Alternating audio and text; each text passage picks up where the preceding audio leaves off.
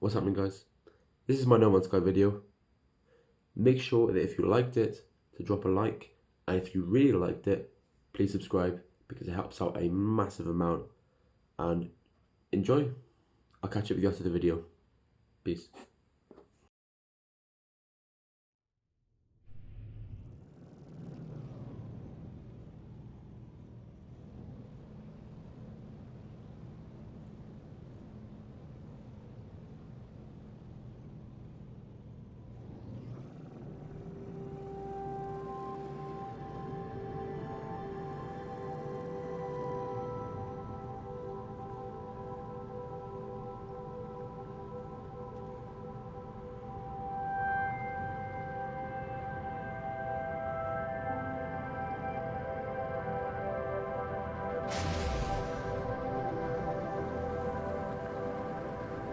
This is No Man's Sky, a game of infinite exploration set in an infinite universe. And this is why it's possibly the most uniquely fascinating and replayable game that I've ever encountered. The infinite appeal of endless exploration is one that connects very closely with our human desires. Our curiosity to discover and explore is one that has pushed us out into the furthest regions of our planet, to the depths of our seas, and even outside of our own atmosphere. As our technology has advanced, exploration has become more and more closely linked with not only our real technological advances, but also to the heart of game design. Look at any of the recent trends in recent game releases. The open world genre has become so deeply set into the way that we expect our games to be, that even the most niche genres are incorporating open world elements into their designs. The true open world game, however, is still a rarity. And by true open world, I don't mean games such as Assassin's Creed or Halo Infinite, or even the breathtaking vistas of Red Dead Redemption 2's America. I mean the truly open world, where you're pushed out into an unfamiliar landscape and asked only to explore. Games of this kind are becoming more and more of a rarity these days, as endless tutorials take away even more of the demanding, independent thought that gives us such reward in simply figuring out how something works, or where something is. It's also why games such as The Outer Wilds and Subnautica shine so brightly. No Man's Sky embraces the most simplistic, pure form of exploration as the ethos on which it is designed. The very technology that No Man's Sky is built upon is what every aspect of this game design hinges on. Procedural generation is a technology that's been used in game design for decades, most notably in the hugely popular survival game Minecraft, but its execution here in No Man's Sky is what truly drives the game to excellence. The concept of No Man's Sky is very simple and very effective. You're given an infinite universe with optional story components that you're at your leisure to entirely ignore should you wish, and given all the tools necessary to explore it. I've played No Man's Sky in excess of 100 hours now, and I'm still discovering things that I'd never seen before. That, in itself, is incredible.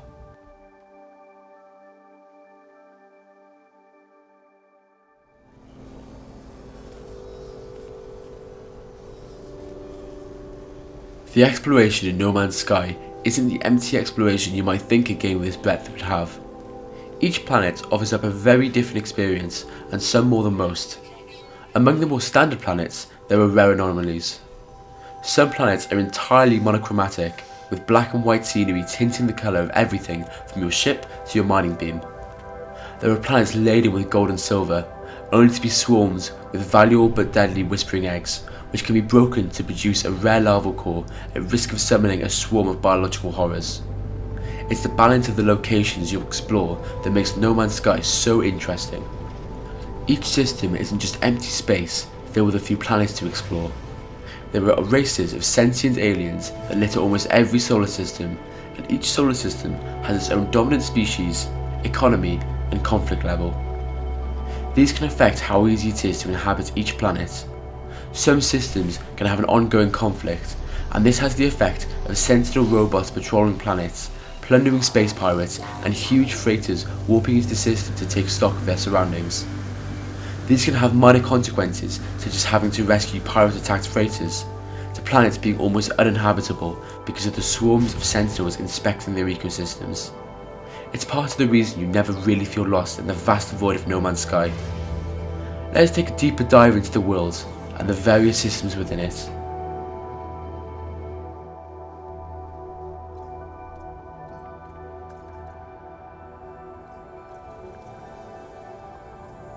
Games of this scale often feel crushingly lonely.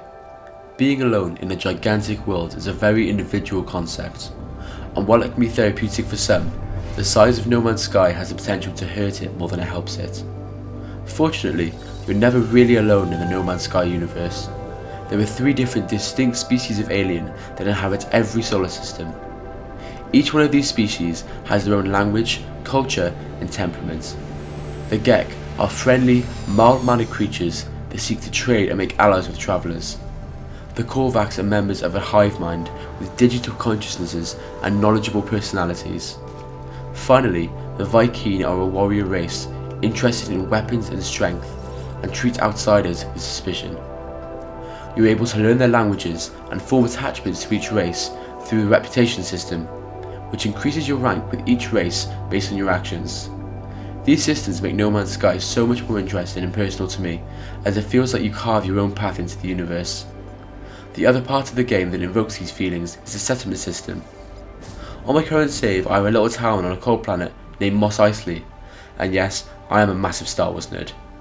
And slowly expanding and improving it has been so incredibly rewarding. Every so often I'll visit it and fund a new building, or sort out an argument, or greet a visitor.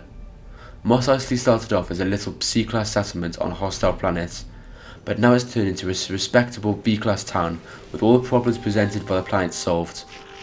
All I've got to do now is grow it and add new citizens over time.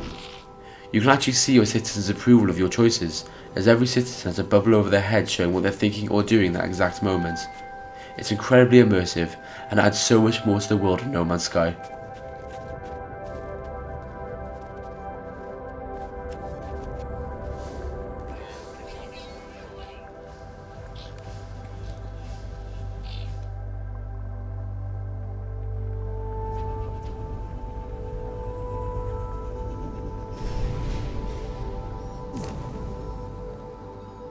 Space in No Man's Sky is interesting in itself.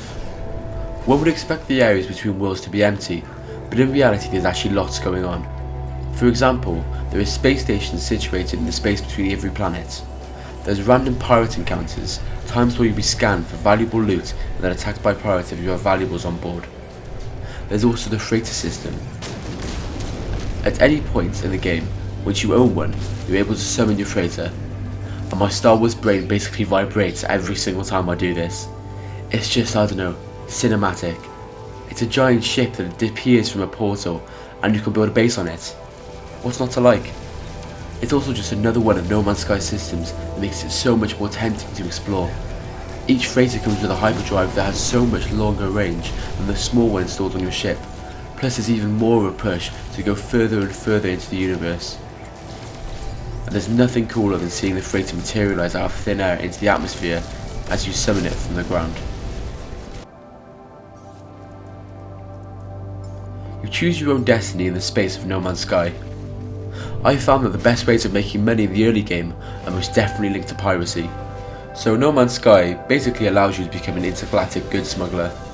Prismatic feathers, suspicious goods, and counterfeit circuits all can be traded in police systems for an astronomical amount of money.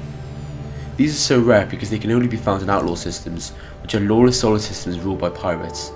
It's risky business, as there are far more roaming pirates looking to loot your ship and no authorities to help you, so it's a higher risk but also a significantly increased reward. This variation in systems is part of what keeps No Man's Sky so fresh, even in the late game. Speaking of policing the universe, there are the Sentinels.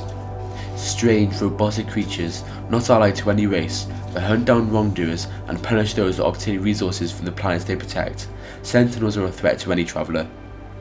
They summon hulking walkers and hardframes to combat the most dangerous of opponents and require advanced weaponry to take down. It's also possible to steal weapons technology from the so-called Sentinel Pillars, which are heavily guarded hives of Sentinel activity. This is just another example of one of the many gameplay elements that will greet you should you choose to embark on the adventure of No Man's Sky.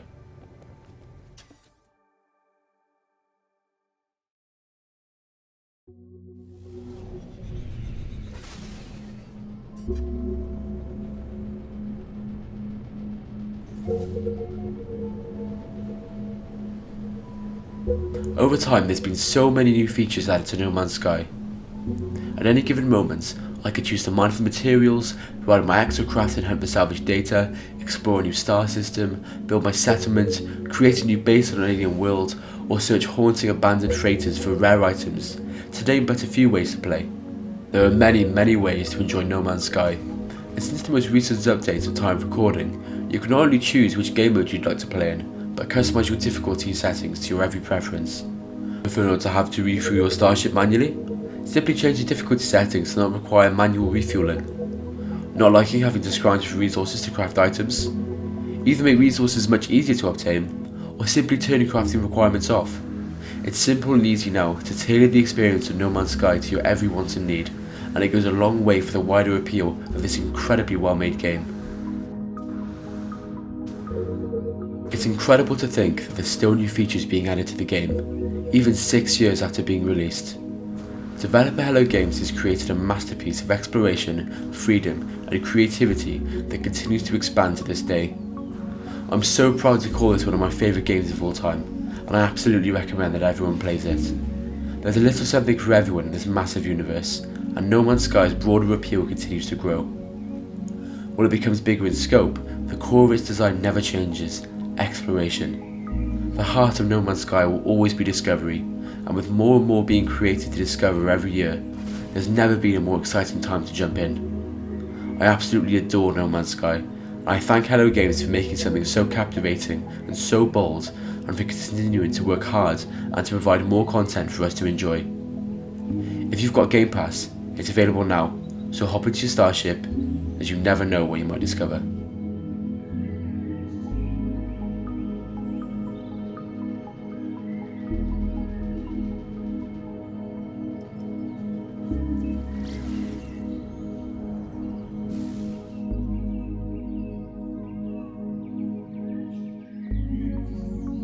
So thank you guys so much for watching if you made it this far. And if you didn't make it this far and you made it to the end, thank you for clicking on my video. Remember that if you liked it, drop a like and subscribe if you really liked it. And I'll catch you guys in the next one. Take care. Have a good one.